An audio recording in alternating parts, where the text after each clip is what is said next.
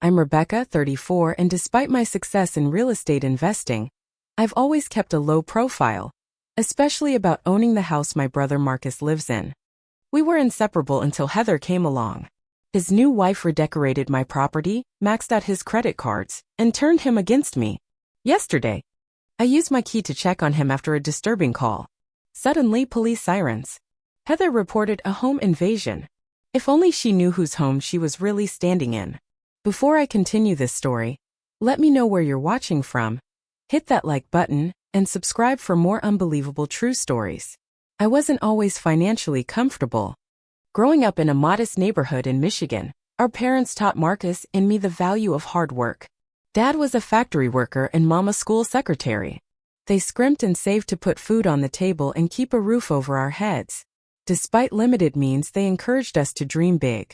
I was always the practical one.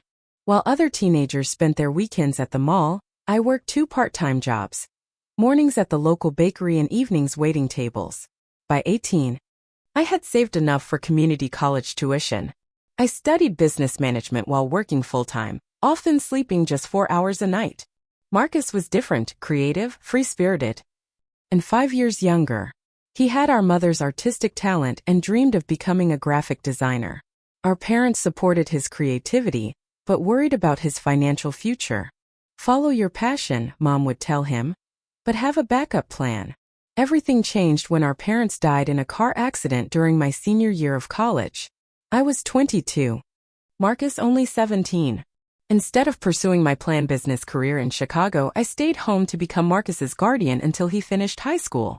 The insurance money paid off our parents' mortgage but didn't leave much else. I postponed my dreams to ensure Marcus could pursue his. Working as an administrative assistant at a real estate office by day, I took night classes in real estate investing. My boss, Judith, became my mentor, teaching me how to spot undervalued properties. The secret is finding the ugliest house on a good street, Judith advised. Cosmetic problems scare away most buyers, but they're the easiest to fix. With my first bonus and a small loan, I purchased a foreclosed duplex. Nights and weekends were spent removing old carpets, painting walls, and updating fixtures. 6 months later, I rented both units for enough to cover the mortgage and provide a small profit. Over the next decade, I slowly built my portfolio. By 30, I owned 7 properties across 3 neighborhoods. I lived modestly, reinvesting almost every penny of profit. My goal wasn't luxury for myself but financial security for both Marcus and me. Marcus attended art school on scholarship but struggled afterward. Freelance graphic design work came irregularly and he bounced between roommates and low-paying jobs. Though he never complained, I saw his frustration. 3 years ago, I noticed a charming 3-bedroom house for sale just 15 minutes from my condo. The owner had inherited it from a relative and wanted a quick sale. The price was below market value, and though it needed updates, the structure was sound. A plan formed in my mind. Marcus was 32, living in a cramped apartment with 2 roommates, and seemed increasingly discouraged. Without telling him, I purchased the house, then created a backstory about a client investing from out of state who needed a reliable tenant. The owner's willing to rent it for below market value in exchange for a trustworthy tenant who'll take good care of the place. I told Marcus, I recommended you immediately. His eyes lit up when he toured the property. Becca, this is amazing. Are you sure I can afford it? The rent I set was just enough to cover the property taxes and insurance, about 1/3 of market rate. More importantly, I secretly deposited his payments into an account intended for him later. The owner understands you're building your career, I explained. Just pay on time and keep the place in good condition. For 2 years, the arrangement worked perfectly. Marcus's design career began taking off with steady clients. He seemed happier, more confident. We had dinner together weekly, and I discreetly checked on the property whenever I visited. I never planned to tell him the truth until he was financially stable. Then I would transfer ownership to him as a surprise. The house would be his free and clear, a foundation for his future. Then Heather appeared. Marcus met her at a friend's wedding. She was striking, tall, blonde, and charismatic. A pharmaceutical sales representative with a glamorous wardrobe and confident manner. From the beginning, she seemed to find me amusing, the unmarried older sister who worked in boring real estate. Rebecca, Marcus talks about you constantly, she gushed during our first meeting at a restaurant. It's so sweet how close you two are. Almost unusual for adult siblings, isn't it? Something about her tone made me uncomfortable, but Marcus looked so happy that I pushed my concerns aside. Family is everything to us, I replied evenly. We've been through a lot together. Of course, Heather smiled, patting my hand as if I were much older than my 34 years. Marcus mentioned your parents. So tragic. No wonder you're so protective. Throughout dinner, she dominated the conversation, speaking about luxury vacations, expensive restaurants, and her career success. When Marcus mentioned a new design client, she briefly acknowledged it before steering the conversation back to herself. Walking to our cars afterward, Marcus asked eagerly, "Isn't she amazing?" "She's certainly confident," I replied carefully. "How long have you been dating?"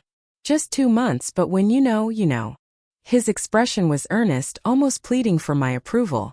I hugged him tightly. "I just want you to be happy, Marcus." Driving home, I couldn't shake my unease. Something about Heather felt performative, calculated. But perhaps I was being overly critical. After years of looking out for Marcus, maybe I simply struggled with the idea of someone else becoming his priority. I decided to give Heather the benefit of the doubt. After all, Marcus was an adult capable of making his own choices. If she made him happy, that should be enough for me. Little did I know how quickly everything would change. 6 months after meeting Heather, Marcus called with news that sent my coffee mug crashing to the floor. "Becca, we're engaged. I proposed last night and she said yes." My stomach tightened, but I forced enthusiasm into my voice. "Wow, that's big news. Congratulations." "There's more," he continued excitedly. "We're not waiting. The wedding's in 3 weeks. Small ceremony at the Botanical Garden." I know it's fast, but Heather's dream venue had a cancellation and we jumped on it. 3 weeks. Not enough time to plan a birthday dinner, let alone a wedding. Not enough time for Marcus to really know the woman he was committing his life to. "That's very soon," I said carefully. "Are you sure you don't want more time to plan and save?" "Heather says when it's right, why wait? Besides, her parents are covering most costs." I attended their wedding with a smile plastered on my face. The ceremony was elegant but impersonal, no mention of our parents or family traditions. Heather's family dominated the event. Her father making a toast about finally finding someone worthy of his princess. I noticed how Marcus seemed slightly uncomfortable in his expensive new suit, fidgeting with the cuffs that Heather kept adjusting for him. When my turn came to toast the couple, I spoke from my heart. "Marcus, you've always been my best friend as well as my brother. I wish Mom and Dad could see the kind, creative man you've become. Heather, welcome to our family. I look forward to getting to know you better." Heather's smile didn't reach her eyes. "Family is so important," she agreed, squeezing Marcus's arm possessively. Within weeks, our regular sibling dinners became irregular, then rare. Marcus always had a reason. Heather had a work event. They were trying a new exclusive restaurant. They needed couple time. When I did see him, subtle changes appeared. His colorful graphic tees were replaced by the button-downs Heather preferred. His easygoing laugh came less frequently. He checked his phone constantly, always texting updates about where he was and when he'd be home. 2 months after the wedding, Marcus called asking if we could reduce the rent temporarily. Heather's car needed unexpected repairs, he explained, and we had to replace the living room furniture. The old stuff didn't really match her aesthetic. The furniture was almost new, I pointed out, remembering how proud Marcus had been of the comfortable sectional he'd saved for. "Well, Heather has a good eye for design. You should see the place now, it looks like a magazine spread." I agreed to reduce the rent by 30%, though it was already well below market value. It wasn't about the money anyway, all of it was going into his account. What concerned me was Heather's spending habits and their effect on Marcus. During a rare visit to their home, my property, I barely recognized the interior. The warm, creative space Marcus had created was transformed into something that looked staged for social media. Pristine white furniture, metallic accents, and not a single personal photo or memento in sight. "Do you like it?" Marcus asked hopefully. Heather selected everything. "It's very photogenic," I replied diplomatically. "But where are your photographs?" "Your parents' bookshelf." "Oh, those didn't really fit the new aesthetic. They're in the garage for now." Heather emerged from the bedroom, immaculately dressed despite it being Sunday morning. Rebecca, what a surprise. Her tone suggested not a pleasant one. I brought bagels, I offered. Thought we could catch up. How thoughtful. Though we're really trying to cut carbs. She took the bag anyway, placing it on the counter without opening it. Marcus, remember we have that call with my parents at noon. The hint was clear. I kept my visit short, leaving with a hollow feeling in my chest. Over the following months, Marcus canceled plans more often than he kept them. When I did see him, Heather was always present, steering conversations and answering questions directed at him. At Thanksgiving, I invited them to my condo. Heather spent the evening commenting on my cozy space, clearly surprised that someone in real estate lived so modestly. You must do well with all those properties you manage, she probed over dessert. Yet you live so simply. I invest most of what I earn, I explained. Material things aren't that important to me. Well, everybody has different priorities, she said with a tight smile. Marcus and I believe in enjoying life now.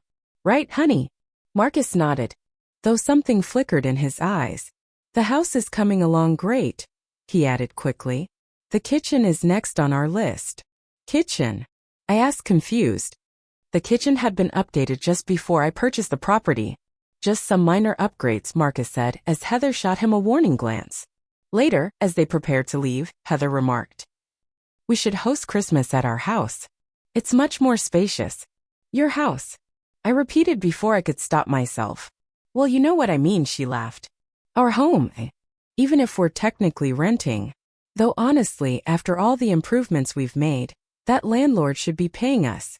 Marcus says we've increased the property value by at least 20%. Marcus looked uncomfortable but said nothing. As months passed, Marcus seemed increasingly caught between his wife's expectations and reality. Their social media showcased an enviable lifestyle: restaurants, weekend getaways, home renovation projects. But his design work wasn't scalable enough to support such expenses. At a family birthday gathering, I overheard Heather telling a cousin, Marcus could be making so much more if he'd join an agency instead of freelancing. I keep telling him he's undervaluing himself working with those small businesses. He should be designing for major brands. When the cousin mentioned Marcus's passion for helping local businesses develop their branding, Heather dismissed it. Passion doesn't pay for vacations. Speaking of which, wait until you see our bathroom renovation. The landlord finally agreed to let us upgrade. Though at this point, the house is practically ours anyway. I nearly choked on my drink. Heather's comment revealed her mindset. Paying minimal rent for years somehow entitled them to ownership. More concerning was her reference to the landlord agreeing to renovations, something I certainly hadn't approved. That night, I checked Heather's Instagram. There I found multiple posts referring to our house and home renovations, with no mention of renting. Her caption spoke of investing in our property and building equity through improvements. I called Marcus the next day, keeping my tone casual. Hey, I noticed Heather mentioned bathroom renovations. Anything major I should let the owner know about? Oh, just cosmetic stuff, he said quickly. New fixtures, tile backsplash. Nothing structural. The owner should still approve changes beforehand, I reminded him gently. Right, of course. It's just, Heather gets these ideas and gets excited. I'll make sure we consult first next time. Everything else okay? You've seemed a bit stressed lately. A pause. Just busy with work. And well, Heather's standards are pretty high. The bathroom ended up costing more than we planned. Do you need help with money? I asked carefully. No. We're fine. Just juggling some credit card payments. Heather says it'll all work out once I land bigger clients. After we hung up, I sat worried at my kitchen table. The brother who once tracked every expense in a careful budget now seemed cavalier about credit card debt. The independent designer who valued creative control was being pushed toward corporate work he didn't want. I wondered how long before the house I'd bought to provide him security would become a source of financial strain instead. Spring arrived with a worrying phone call from Marcus. His voice was hushed, as if speaking where he might be overheard. Becca, I need a favor. We're having some cash flow issues this month. Can we skip April's rent? I'll make it up next month. This was the third such request in 6 months. What's going on, Marcus? This isn't like you. It's nothing serious, he insisted. Heather had some unexpected expenses with work wardrobes, and we had to replace the washer and dryer. Replace them? Those were brand new when you moved in. Heather wanted ones with more features. The smart home integration and all that. I sighed. Of course you can skip this month. But Marcus, I'm concerned. This pattern isn't sustainable. I know. But Heather says her commission structure is changing next quarter. Things will improve then. 2 weeks later, I received a text message from Marcus with photos attached. Surprise! What do you think of our new kitchen? The images showed a completely renovated kitchen, quartz countertops replacing the perfectly good granite, custom cabinets, a massive professional grade range, and a wine refrigerator. The modest, functional kitchen I'd updated 3 years ago had been transformed into something from a luxury home magazine. My hands shook as I called him immediately. Marcus, this is a complete renovation. The owner never authorized this. I thought you could smooth it over, he replied, sounding genuinely confused. The old kitchen was so dated. Heather says this adds tremendous value to the property. That's not the point. Major changes require approval. And how did you afford this when you couldn't pay rent? Heather arranged financing.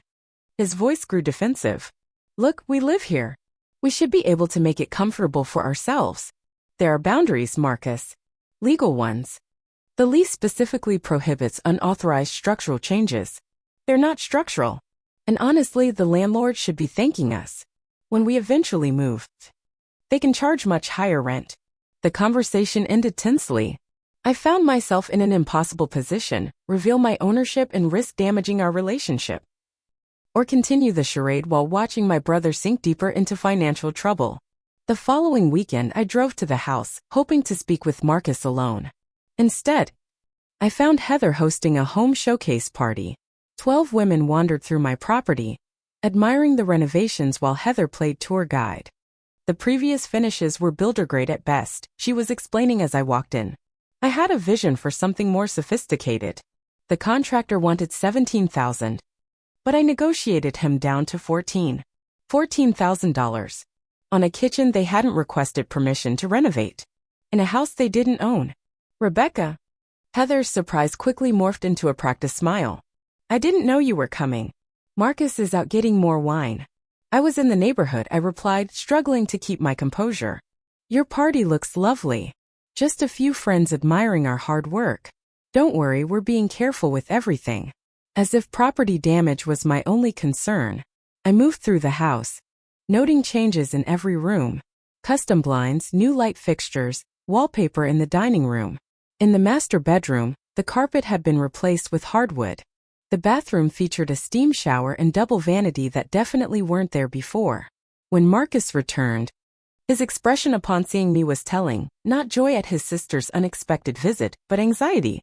Becca, I didn't know you were coming over today. Clearly, I said quietly. Can we talk privately for a minute? In the backyard, away from Heather's friends, I confronted him. Marcus, these renovations must have cost at least $40,000. Money you apparently don't have since you've asked to skip rent 3 times this year. Heather has it under control, he insisted, though his eyes wouldn't meet mine. She says we're building equity. You don't build equity in a rental, Marcus. You're spending money you don't have on property you don't own. His expression hardened. Maybe we should own it. Then, Heather thinks we should approach the landlord about buying the house. We've put so much into it already. The irony nearly made me laugh. And how would you finance this purchase? Heather's parents might help with the down payment. Or maybe the owner would consider a rent-to-own arrangement, given how much we've improved the property. I pinched the bridge of my nose, fighting a headache. Marcus, this isn't how real estate works. You can't just decide to buy a property because you've made unauthorized renovations to it. Why are you being so negative? You're supposed to be supportive. His voice rose uncharacteristically. Heather says you've always been jealous of my relationship because you're alone. The accusation stung like a slap. Is that what she says? And you believe that? I don't know what to believe anymore. You've been critical of Heather from day one. She tries so hard to include you. And you just judge everything we do. From the patio door, Heather watched our heated exchange with narrowed eyes. When she approached, her arm slid possessively around Marcus's waist. Everything okay out here?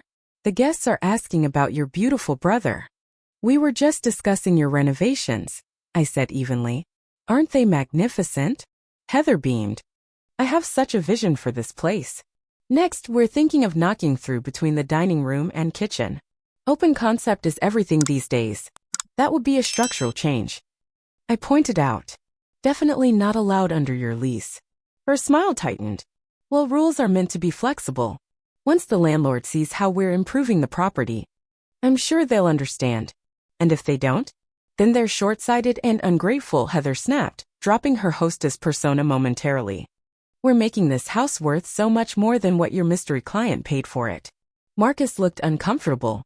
Let's not discuss this now with guests here. Absolutely right, honey. Heather agreed, her pleasant mask back in place. Rebecca, can I get you a drink? We have that Sauvignon Blanc you pretended to enjoy at Christmas. I declined and left shortly after. My mind racing. The situation had clearly spiraled beyond my control. Heather had convinced Marcus they were entitled to make unlimited changes to the property. And worse, that they somehow deserved ownership because of these improvements. Over the next month, my calls to Marcus went mostly unanswered. When he did respond, our conversations were brief and tense. Meanwhile, Heather's social media showcased more projects, built-in bookshelves in the living room, a pergola in the backyard. Then came the post that made my blood run cold, so excited. Contractor coming next week to discuss removing the wall between kitchen and dining room. #open concept, #forever home, #investing in our future. I called Marcus immediately. No answer. I texted. We need to talk about the house. Removing walls is absolutely not permitted. His response came hours later. Heather says it's not load-bearing. It will add value. The landlord should thank us. This delusion had gone far enough. I decided it was time for a direct conversation with both of them. I needed to make Marcus understand the reality of their situation before they caused structural damage to my property, and before they sank even further into debt they couldn't repay. I drove to the house the following Saturday morning rehearsing what I would say. But as I pulled into the driveway, I wasn't prepared for what I saw through the front window. Workers in dust masks. Demolition already underway. I rushed from my car, nearly forgetting to turn off the engine. Through the front window, I could see 3 workers in dust masks wielding sledgehammers. The dining room wall already half demolished. Dust filled the air as chunks of drywall crashed to the plastic-covered floor. My key still worked in the lock. I burst inside, coughing in the plaster dust. Stop! Stop right now! I shouted over the noise. The workers paused, looking confused. One removed his mask. Ma'am? We have authorization for this work. Not from the property owner, you don't, I countered, trying to control my shaking voice. Becca? What are you doing here? Marcus appeared from the kitchen, his own clothes covered in dust. Stopping you from destroying this house. Where's your permit? Did you check if this wall is load-bearing? Heather's contractor said it's fine, Marcus replied defensively. And we don't need a permit for interior renovations.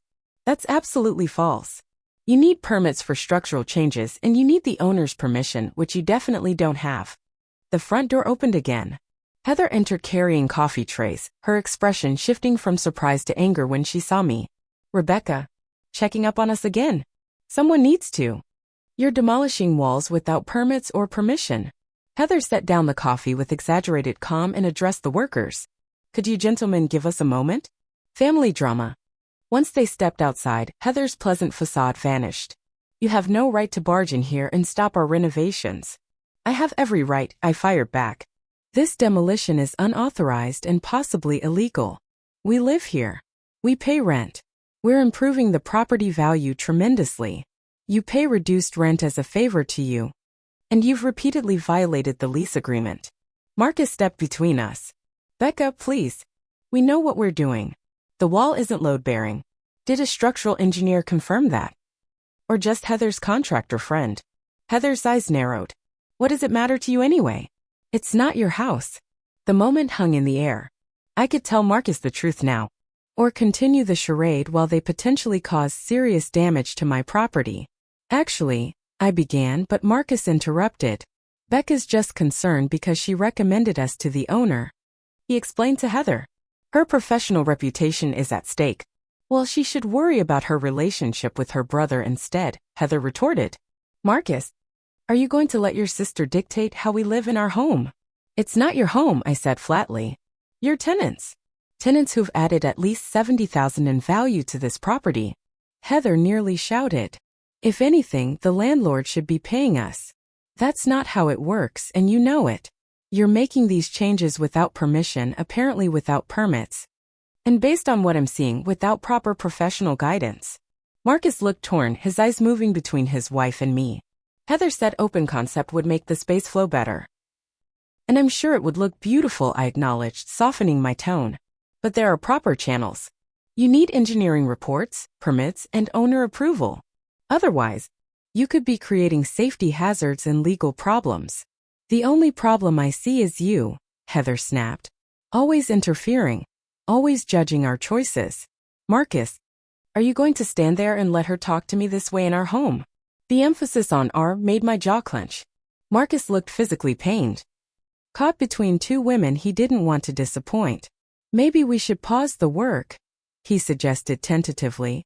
Just until we sort things out. Sort what out? Heather demanded. Whether your sister approves of our design choices. This isn't her decision. It's about safety and legality, I insisted. Marcus, you could be liable if something goes wrong. If that wall is supporting any weight above it. It's not, Heather interrupted. My contractor assured me. The same contractor who's working without permits? Heather's face flushed with anger. That's it. Marcus, I need you to choose. Either your controlling sister leaves right now, or I do. The ultimatum hung in the air like the dust from the demolished wall. Marcus looked stricken. Heather, please, he began. Becca's just concerned. Choose, Marcus. Now. I saved him from answering. I'll go. But Marcus, please stop the demolition until you've had a licensed inspector verify it's safe. As I turned to leave, Heather's voice followed me. Don't come back without an invitation. This is our home. Not yours. I spent the drive home in a daze of worry and hurt. The situation had escalated beyond my control. My well-intentioned plan to provide Marcus with stable housing had backfired spectacularly. Now my property was being damaged, my brother was caught in an impossible position. And his marriage appeared to be built on financial quicksand. That evening my phone rang. Marcus calling from his car. Becca, I'm sorry about today. Heather gets defensive sometimes. Defensive? Marcus, she gave you an ultimatum to choose between your wife and your sister. She was upset. The renovations mean a lot to her. She wants our home to be perfect. It's not your home, I said gently. That's the reality you both need to accept. You're renting a property that someone else owns. A long silence. Then, what if we could buy it? Do you think you could approach the owner? Ask if they'd be willing to sell to us. My heart sank. Marcus, be honest. Can you afford to buy this house? With all the debt you've taken on for renovations. Another silence. Probably not right now. But Heather thinks her parents might help with the down payment. And the mortgage payments? The property taxes? Maintenance costs. We'd figure it out, he said, but his voice lacked conviction. Heather says real estate is always a good investment. It can be, when approached responsibly. But you're already struggling to pay reduced rent. A mortgage would be 3 times that amount. So you won't even ask the owner? Disappointment colored his tone. I took a deep breath. I need to tell you something important, Marcus. Can you meet me tomorrow? Alone. Heather won't like that. This needs to be between us first. Brother and sister. He agreed reluctantly to meet me for coffee the next morning. I barely slept that night, rehearsing how to tell Marcus the truth without him feeling deceived or manipulated. I needed him to understand my intentions had been good, even if my approach was flawed. But at 9 the next morning he texted to cancel. Heather not feeling well. Need to stay home with her. Rain check. I suspected Heather had discovered our planned meeting and manufactured a reason to prevent it. My suspicion was confirmed when I drove past the house later that day and saw her car gone, replaced by the contractor's truck. The demolition was continuing despite my warnings. That evening, I received an email from the city's building department. A neighbor had reported unpermitted construction activity at my property address. As the legal owner, I would be responsible for any fines and remediation costs. The situation had moved beyond family drama. It was now a legal liability. I needed to take control before serious damage occurred to the house, to Marcus's finances, and to our relationship. I decided to make one final attempt at a private conversation with Marcus. I would tell him the truth, help him understand the hole he was digging, and offer a path forward that wouldn't involve financial ruin. If that failed, I would have no choice but to assert my legal rights as the property owner, however painful the fallout might be. I spent a sleepless Sunday night weighing my options. By Monday morning, I'd made my decision. I would tell Marcus the truth today, regardless of whether Heather was present. The deception had gone on too long and the consequences were mounting for everyone involved. I called Marcus repeatedly throughout the morning. Straight to voicemail every time. I texted, "We need to talk. It's important. Please call me." No response. Around 6 that evening, I drove to the house again. Both Marcus's and Heather's cars were in the driveway, along with several others I didn't recognize. As I approached the front door, I heard music, laughter, and the tinkling of glasses. They were hosting another party, on a Monday night, in a half-demolished house, while ignoring building code violations. I rang the doorbell. A woman I didn't recognize answered, cocktail in hand. "Hi. Are you here for Heather's renovation reveal?" "Renovation reveal? The work isn't even finished." She laughed. "Oh, this is just phase 1. Come in. Heather's showing everyone the design plans for phase 2. It's going to be amazing." I entered what was once a traditional dining room and living room, now a dusty construction zone reimagined as a party space. Furniture had been pushed to the walls, and despite the half-demolished wall and exposed electrical wiring, Heather had strung up fairy lights and set up a makeshift bar. About 15 guests mingled, exclaiming over large design boards displayed on easels. Heather stood in the center, holding court in an expensive-looking dress that seemed wildly inappropriate for the dusty environment. "The contractor says we can take out this entire wall next," she was explaining, gesturing grandly. "Then we'll raise the ceiling height in the kitchen and install skylights." Skylights? I couldn't help interrupting. In a single-story house with an attic? Heads turned. Heather's smile froze when she saw me. "Rebecca, what a surprise. Apparently I'm missing the renovation reveal," I said, struggling to keep my tone neutral. "Just sharing our vision with friends." Heather replied smoothly, "Marcus, look who's here." My brother emerged from the kitchen, looking uncomfortable. "Becca, I didn't know you were coming." "That's because you haven't answered my calls or texts all day." An awkward silence fell over the nearest guests. Heather quickly jumped in. "Everyone, this is Marcus's sister. She works in real estate too, though on a much smaller scale than what we're doing here." The condescension in her tone was unmistakable. "Actually," I said clearly, "I'm not here about real estate. I'm here because there's been a misunderstanding about this property that needs to be addressed immediately." Heather's smile didn't waver, but her eyes hardened. "This isn't really the time for family discussions, Rebecca. We have guests. I think your guests should hear this too, since you're sharing renovation plans with them." I turned to address the room. "These renovations are being done without permits, without professional oversight, and without the property owner's permission." A murmur ran through the crowd. Heather laughed nervously. "Rebecca has such a dry sense of humor. Of course we have permission. This is our home." "No, Heather, it's not. And that's what I came to discuss." I turned to Marcus, whose face had gone pale.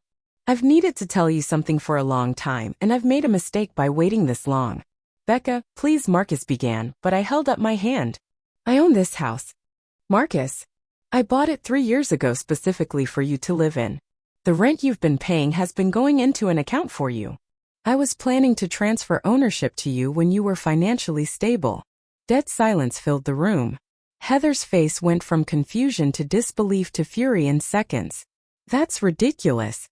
She finally sputtered. "You're lying." "I'm not. I have all the documentation, the deed, property tax records, everything." Marcus stood frozen, processing my words. You own our house?" "All this time." "Yes. I wanted to help you without making you feel dependent. I thought it was the right thing to do." "So you lied to me for 3 years?" His voice was hollow. "I created a situation where you could have affordable housing while building your business. Every penny you paid has been saved for you." Heather recovered her voice. This is absurd. If you owned the house, you would have said something when we started renovations. I tried to multiple times without revealing the full truth. I asked you to get permission from the landlord for changes. I warned you about permits and structural issues. You ignored all of that. Marcus looked between us, confusion giving way to understanding. The reduced rent, the flexibility with payments, that was all you? I nodded. I wanted to help without making it feel like charity. So you manipulated and deceived him instead, Heather interjected. What kind of sister does that? By now guests were awkwardly gathering their belongings, sensing they were witnessing a private family implosion. One woman whispered loudly, I told you those renovation costs seemed too good to be true. As people filed out with mumbled excuses, Heather's composure cracked entirely. You have no right, she shouted once the last guest closed the door behind them. We've put thousands of dollars into this house. We've increased its value tremendously. Without permission, I reminded her. And apparently without proper permits, which has now resulted in a complaint to the building department. As the legal owner, I'm responsible for those violations. Marcus sank onto the couch, head in his hands. I can't believe this. My own sister, pretending to be a rental agent. I never pretended to be anything, I clarified. I told you a client of mine owned the property. That wasn't true, and I'm sorry for the deception. But my intentions were good. Your intentions? Heather's voice rose hysterically. You've been spying on us, judging our choices, probably laughing at us behind our backs while we improved your property for free. That's not true. And these renovations were far from free. You've spent money you don't have making changes I never approved to a house you don't own. We would have bought it if you'd given us the chance. With what money, Heather? I asked bluntly. Marcus has been struggling to pay even reduced rent. A mortgage would be triple that amount. We would have figured it out. My parents. Your parents would have had to give you hundreds of thousands of dollars. I interrupted. Was that really your plan? To depend on their money forever? Stop it, both of you. Marcus finally spoke, his voice tired. Becca, I need to understand. You've owned this house all along. Yes. I bought it when you were struggling with inconsistent freelance work and roommate problems. I wanted you to have stability, a foundation to build from. So all those times I worried about paying rent, I reduced it, deferred it, because it wasn't about the money. It was about giving you independence while still helping you. And where did the rent money go? Heather demanded. Into an account for Marcus. Every penny. I've never spent any of it. Marcus looked up. Really? Yes. I can show you the statements. It was always meant to be yours eventually.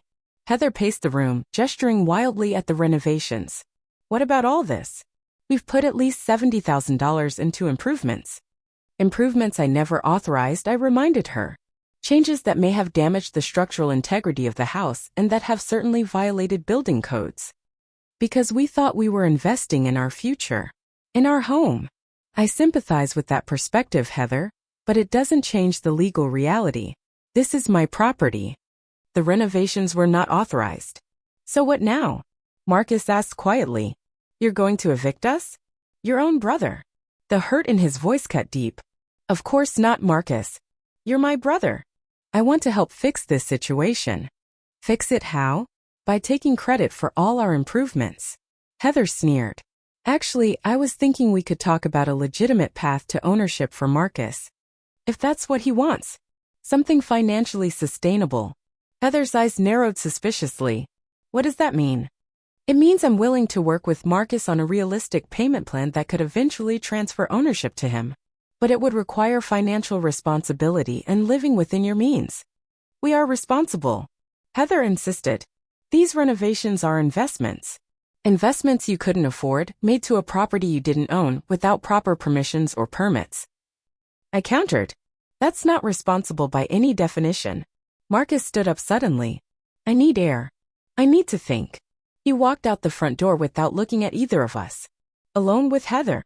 The atmosphere grew even more tense. You've ruined everything, she hissed. We were happy until he interfered. Were you? Or were you drowning in debt while destroying my property? Your property, she repeated bitterly. It was supposed to be ours. We had plans. Plans built on what, Heather? Credit card debt? Loans you can't repay? Expecting your parents to bail you out? That's not a plan. It's a fantasy. She turned away, but not before I saw the calculation in her eyes. Something told me this confrontation was far from over. I left shortly after, giving Marcus space to process everything. As I drove home, I felt simultaneously relieved that the truth was finally out and terrified about what might come next. I had exposed my well-intentioned deception, but in doing so, I may have irreparably damaged my relationship with my brother. My phone remained silent that night. No calls or texts from Marcus. I spent hours reviewing my options with the building department violations, researching whether I could be held financially responsible for Heather's unauthorized renovations, and thinking about how to rebuild trust with my brother. The next morning, I tried calling Marcus again. Still no answer. I decided to give him another day to process before reaching out again. The situation was complex, and he deserved time to sort through his feelings. Little did I know, Heather was already plotting her next move, one that would escalate our family drama to a level I never imagined possible. The following day passed in tense silence. No word from Marcus despite my texts and calls. I considered driving to the house again but decided against it. He needed space and pushing him might only drive him further away. By Wednesday morning, concern overrode my caution. Marcus had never gone this long without responding, even during our recent tensions. I called his design clients but none had heard from him. His best friend Jason hadn't spoken to him in days. Honestly, Rebecca, we don't talk much anymore, Jason admitted. Heather doesn't really. Well, she prefers Marcus spend his free time with her friends. My worry deepening, I decided to check the house. If nothing else, I could leave a note expressing my willingness to talk when he was ready. As I pulled into the driveway around noon, something felt immediately wrong. The house had a deserted air, blinds drawn, no cars present. I knocked anyway. No answer. Using my key, I let myself in, calling out, "Marcus? It's Becca. I'm just checking if you're okay." The scene inside stopped me cold. The living room was in disarray. Furniture askew. Empty spaces where electronics had been. In the kitchen, cabinet doors stood open, expensive small appliances missing. Fear gripped me. Had there been a break-in? Or worse, had Heather and Marcus left in a hurry, taking what they could carry? I moved through the house, cataloging the damage and missing items. The new television gone. Marcus's computer and design equipment vanished. The designer handbags Heather had displayed on the built-in shelves, all missing. Even the artwork had been removed from walls, leaving ghostly rectangles on the paint. In the master bedroom, dresser drawers were pulled out, closets emptied. In the bathroom, all of Heather's expensive cosmetics in Marcus's toiletries had disappeared. This wasn't a random burglary. This was a calculated removal of portable valuables by someone with access to the house. I pulled out my phone to call Marcus again when I heard sirens. Through the front window, I watched with disbelief as 2 police cruisers pulled up. 4 officers emerged, approaching the house with purpose. The doorbell rang. Heart pounding, I opened it. "Ma'am, we've received a report of a break-in at this address," one officer stated. The homeowners called it in. Homeowners? I repeated, momentarily confused. "I'm the homeowner. Rebecca Miller. This is my property. We have a report from a Heather Wilson stating that someone broke into her home using a stolen key." Understanding dawned. Heather Wilson is my brother's wife. They're tenants, not owners. I own this property. The officers exchanged glances. "Ma'am, do you have identification?" I provided my driver's license. The senior officer studied it, then spoke into his radio. Requesting verification. "Can you explain why you're inside if you don't live here?" another officer asked. "My brother Marcus lives here with his wife Heather. He's been unreachable for days, which is unusual. I came to check on him and found the house in this condition. I used my key because I own the property. Ms. Wilson specifically stated that you do not have permission to enter the premises," the officer replied. "She says you're harassing them and have made false claims about owning their home." I laughed incredulously. "I can prove ownership immediately. I have the deed and all documentation in my car." The senior officer nodded. "I'd like to see that, ma'am." I retrieved my property folder from my car, hands shaking with a mixture of anger and disbelief. Heather had actually called the police and reported me for trespassing in my own property. The officers reviewed my documentation, deed, property tax statements, insurance policies, All in my name. Their demeanor shifted visibly. There seems to be a misunderstanding. The senior officer said diplomatically. Ms. Wilson was quite emphatic that this is her residence and you had no right to enter. Ms. Wilson is my brother's wife and a tenant in my property. I explained. I revealed my ownership to them just 2 days ago after discovering they were making unauthorized renovations. Now it appears they've removed numerous valuables from the house. As if on cue, a car screeched into the driveway. Heather leapt out, face contorted with rage. That's her. That's the woman who broke in, she shouted, storming toward us. Arrest her. Ma'am. Please calm down, the officer requested. Ms. Miller has provided documentation proving she owns this property. Heather stopped short, momentarily thrown. She's lying. Those documents are fake. This is our house. Where's Marcus? I interjected. Is he okay? None of your business, Heather snapped. Officers, this woman has been harassing us for months. She's obsessed with my husband and jealous of our relationship. Ms. Wilson, the senior officer said firmly, we verified Ms. Miller's ownership of this property. You stated you were the homeowner when you reported the break-in. That appears to be false. I am the homeowner. Heather insisted. We've been paying the mortgage for years. You've been paying reduced rent, I corrected. To me as your landlord. You tricked us. You spied on us in our own home. Another car pulled up, Marcus. He emerged looking exhausted. His face falling when he saw the police cruisers. Marcus, both Heather and I called simultaneously. He approached slowly, taking in the scene. What's happening? Why are there police? Your wife reported a break-in, the officer explained. She claimed your sister was trespassing in your home. However, Ms. Miller has provided documentation proving she owns the property. Can you clarify the situation, sir? Marcus looked defeated. Becca owns the house. She told us 2 days ago. We've been renting from her for 3 years. Though I didn't know she was the owner until recently. Heather whirled on him. Marcus, what are you doing? We've put everything into this house. It's ours. No, Heather, it's not. He replied quietly. I've been up all night reviewing our finances. We're $87,000 in debt from the renovations alone. We can't afford to buy this house. We can barely afford our credit card minimums. The officers exchanged glances, clearly recognizing this as a family dispute rather than a criminal matter. Given the property ownership is clear, the senior officer stated, this appears to be a landlord-tenant issue, not a criminal trespassing case. But she broke in. Heather protested. With her own key to a property she legally owns. The officer pointed out. That's not breaking in, ma'am. What about all the missing items? I asked. Furniture, electronics, artwork. Heather's face flushed. Those are our personal belongings. We can take them if we want. Actually, I countered. Some of those items were part of the furnished property. The television, for instance, was here when Marcus moved in. Marcus looked at Heather with new awareness. You took the TV? And my design equipment? Where is everything? Heather avoided his gaze. I put our valuable items in storage. For safekeeping. Your sister was clearly planning to evict us and take everything. I never said anything about eviction, I objected. I specifically said I wanted to work something out. The officers, recognizing the escalating tension, intervened. This is clearly a civil matter that needs to be resolved between the parties. No crime has been committed regarding the property access.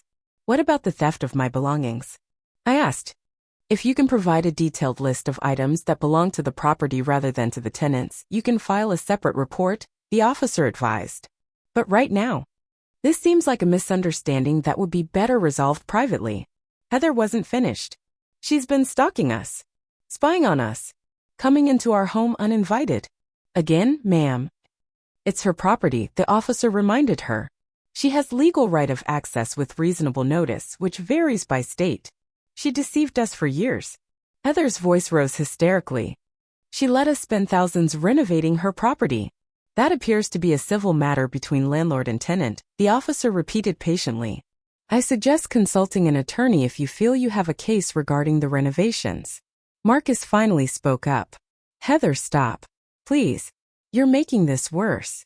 I'm making it worse? She nearly shrieked. Your sister has been manipulating us for years, and you're taking her side. I'm not taking sides, Marcus said firmly. I'm trying to understand the actual situation we're in. Which, from what I can tell, is that we've maxed out 3 credit cards and taken 2 personal loans to renovate a house we don't own. The officers began moving toward their vehicles, clearly considering the situation diffused enough to leave. We'll need to file a report about the false information in the original call, the senior officer explained. But as for the property dispute and missing items, those are civil matters. As they prepared to leave, Heather made one final desperate attempt. She threatened us.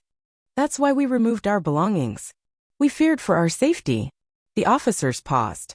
Did Ms. Miller threaten you, sir? One asked Marcus directly. No, he answered without hesitation. My sister has never threatened either of us. She offered to work with me on a path to eventually own the house. The defeat in Heather's eyes quickly transformed to rage. Fine. Take her side. You always do. Your precious sister can do no wrong, even when she's been lying to you for years. With that, she stormed to her car, slammed the door, and sped away, leaving Marcus and me standing awkwardly in the driveway as the police finally departed. In the silence that followed, Marcus looked more lost than I'd ever seen him. She took my design equipment, he said quietly. My computer, my tablet, my backup drives. Everything I need for work. We'll get it back, I promised. Do you know where she went? She's been staying at her friend Amber's house. I've been at a hotel. I needed time to think. We walked back into the house together, surveying the disarray Heather had left behind. I had no idea it was this bad, Marcus admitted, gesturing to the half-demolished wall. The debt, I mean.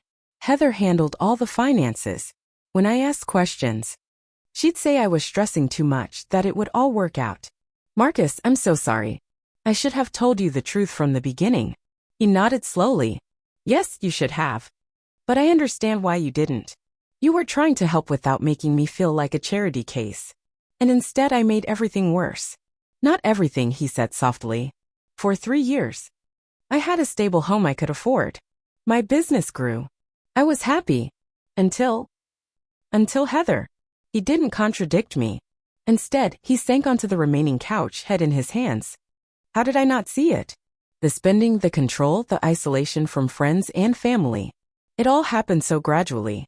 I sat beside him, carefully giving him space. That's how it usually happens. Small steps that seem reasonable in the moment. She called the police on my sister, he said, as if still processing the reality. She reported you for breaking into your own house. She's desperate, I replied.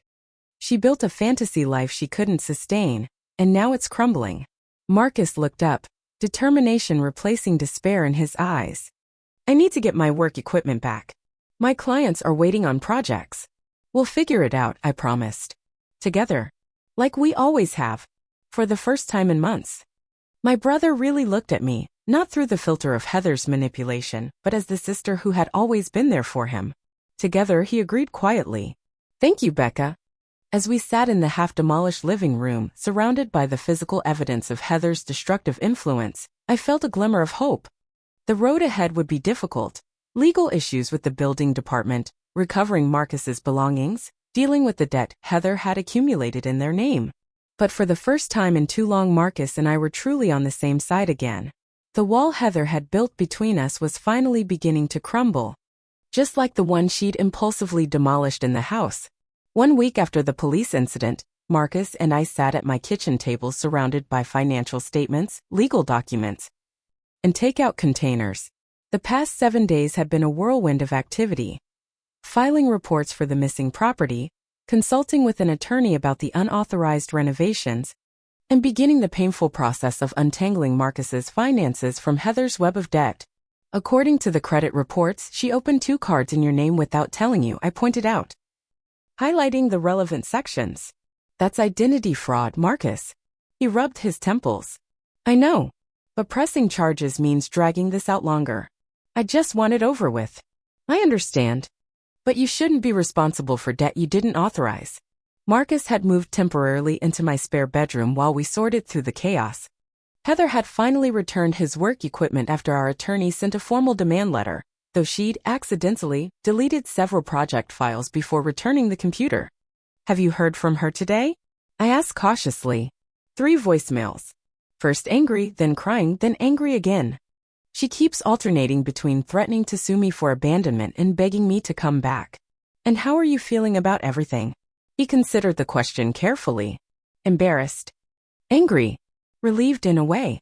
It's like I've been in a fog for the past year and it's finally lifting. Over the following days, Marcus met with a therapist who specialized in recovery from controlling relationships.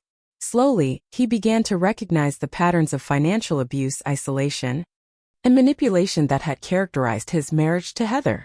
She always made me feel like I wasn't good enough, he explained one evening as we repaired some of the damage to the house. My career wasn't ambitious enough. Our house wasn't nice enough. I wasn't trying hard enough to build our future. But no matter what I achieved, the goalposts kept moving. That's how controlling people operate, I replied, carefully patching drywall. Nothing is ever enough. 2 weeks later, Marcus received divorce papers. Heather was demanding half the value of their house, compensation for all renovation expenses, and ongoing support payments. Our attorney assured us her claims had no legal basis. But the process would still be lengthy and stressful. She's claiming the renovations added $90,000 in value to the property, Marcus said incredulously after reviewing the filing. And that since we were building equity through improvements, she's entitled to half that amount. The renovations were unauthorized, partially unpermitted, and may have actually decreased the property's value, I reminded him. The structural engineer said the wall removal was done improperly. It'll cost at least $20,000 to repair correctly. A month after the confrontation, I made a decision that had been forming in my mind since the beginning. I invited Marcus to breakfast at our favorite diner, the place we'd gone for special occasions since childhood. I have something for you, I said after we'd ordered. I slid a folder across the table. He opened it, brow furrowed in confusion as he reviewed the documents inside. This is a quitclaim deed for the house. You're transferring ownership to me? That was always the plan, I explained. To give you the house once you were financially stable. Things got complicated with Heather, but my intention hasn't changed. Marcus stared at the document, speechless.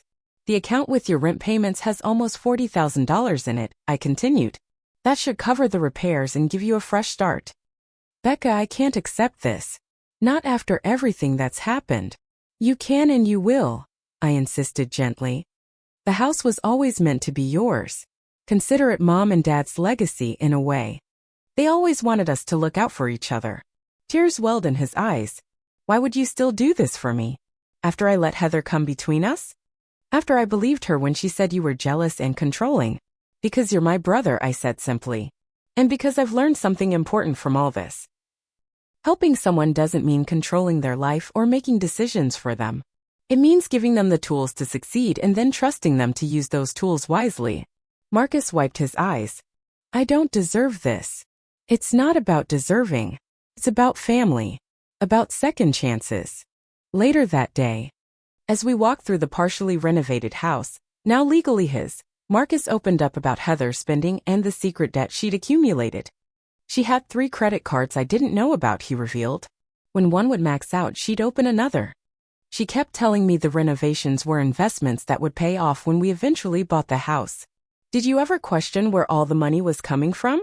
Whenever I asked, she'd get defensive. Say I was questioning her judgment or that I didn't trust her. Eventually, I just stopped asking. Classic financial abuse tactics, I noted. Making you feel guilty for asking reasonable questions about your shared finances. Over the next 6 months, Marcus focused on rebuilding both the house and his life. With the help of legitimate contractors and proper permits, he repaired the structural damage Heather had caused. The repairs were less glamorous than Heather's vision but far more sound. His design business flourished as he reconnected with clients he'd neglected during his marriage. Without Heather's constant pressure to earn more and spend more, he found joy again in creating logos and branding for the small local businesses he'd always enjoyed working with. The divorce proceedings dragged on. With Heather fighting for assets she had no legal claim to. Our attorney was confident in the outcome, but the process was emotionally draining for Marcus. She still doesn't understand that what she did was wrong, he confided after a particularly difficult mediation session. In her mind, she was improving our lives. And everyone else was standing in her way. Some people can't see beyond their own desires, I replied. They justify anything that gets them what they want. As autumn arrived, bringing vibrant colors to the trees surrounding Marcus's house, we sat on his newly repaired back deck drinking coffee and reflecting on the tumultuous year. "I've been seeing someone," he admitted hesitantly. "Nothing serious yet. Her name is Julia. She's an elementary school art teacher." "That's wonderful, Marcus. How did you meet?" "At a community center art class I'm teaching on weekends. She's different from Heather. Calm, thoughtful. She lives within her means and seems genuinely happy with her life." "She sounds lovely. Are you bringing her to Thanksgiving?" He smiled. "If that's okay with you." She knows about everything that happened with Heather. I wanted to be completely transparent this time around. Transparency, I mused. Something I should have practiced more of myself. "We both made mistakes," Marcus acknowledged. "But I think we've both learned from them." The divorce was finalized just before Christmas. Heather received none of the compensation she demanded, though Marcus agreed to a small settlement just to end the conflict. She moved to another state shortly after. Her social media now showcasing a lavish lifestyle with a new boyfriend, presumably her next target. On New Year's Eve, Marcus hosted a small gathering at his fully repaired home. Julia was there, along with friends who had drifted away during his marriage and were now back in his life. The house was warm and inviting, modestly furnished but full of personal touches that reflected Marcus's creative spirit. As midnight approached, he pulled me aside. "I never properly thanked you," he said earnestly. "Not just for the house, but for not giving up on me even when I pushed you away." "That's what family does," I replied. "We show up for each other, even when it's hard. Especially when it's hard." "I've been thinking a lot about Mom and Dad," he continued. "About the values they taught us. Honesty, hard work, living within your means. Somewhere along the way, I lost sight of those things. We all get lost sometimes. The important part is finding your way back."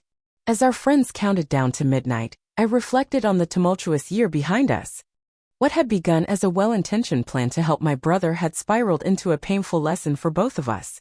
I'd learned that true generosity means being honest and respecting others' autonomy. Marcus had learned to recognize manipulation and stand up for himself.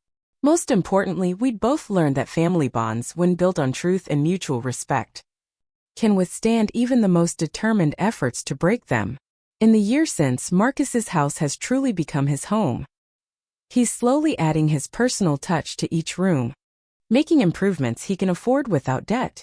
Julia has become a regular presence, bringing warmth and creativity without trying to control or change him. My brother is himself again, the artistic, kind-hearted person he was before Heather came into his life. As for me, I continue investing in properties but with a new philosophy. I still help others when I can, but I do so openly, without hidden agendas or secrets. The truth may sometimes be more complicated, but it's always the better foundation to build upon. Looking back now, I realize that Heather calling the police that day was actually a blessing in disguise. It forced all the secrets into the open and set us on a path toward honesty and healing. Sometimes the most painful moments lead to the most necessary growth. Family, I've learned, isn't just about protecting each other. It's about respecting each other enough to be truthful, even when the truth is difficult. It's about supporting without controlling, loving without manipulating, and forgiving without forgetting the lessons learned along the way. If you've ever tried to help someone you love only to have it backfire, I hope our story resonates with you. Remember that true help empowers rather than enables, and secrets, no matter how well-intentioned, usually create more problems than they solve. What's your experience with family drama or well-intentioned plans gone wrong? Share in the comments below.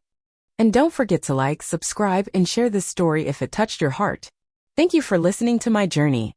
And may your own family relationships be built on the strongest foundation of all honesty.